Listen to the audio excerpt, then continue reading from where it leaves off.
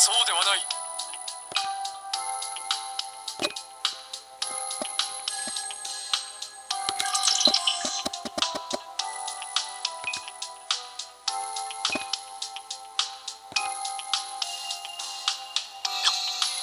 後でかけ直す。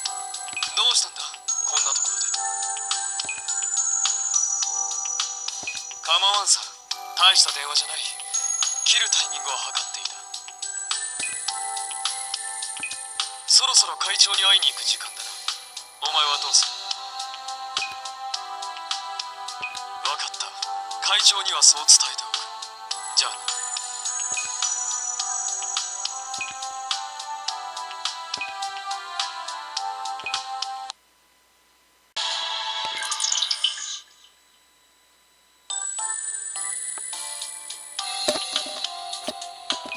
なあ、エリア11の現状をお前はどう捉えている？ブリタニアと日本の関わりと言い換えてもいいが。そうだな。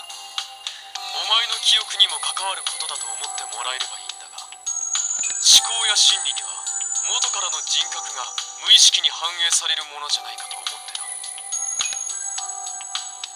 まあこの際いろいろ試してみるのもお前のためになるんじゃないかと思ってな。どうなんだ？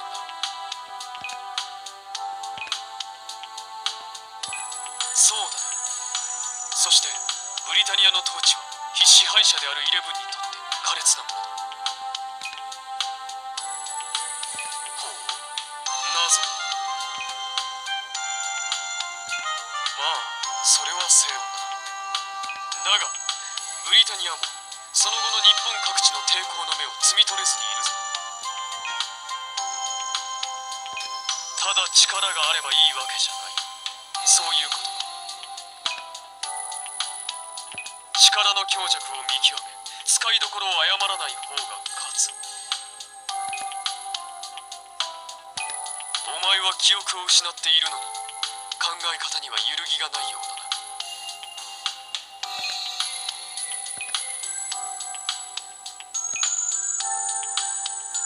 それにお前自身の現状に対しても取り乱さず自らを強固に律している。そう見える。大したものだよ。ありがとう。話ができてよかった。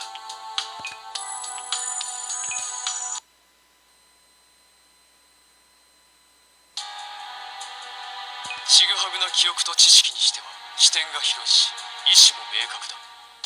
軍や政府の表立った発表もなければ民間レベルでの捜索もない。正規のブリタニア軍人という目はなしか。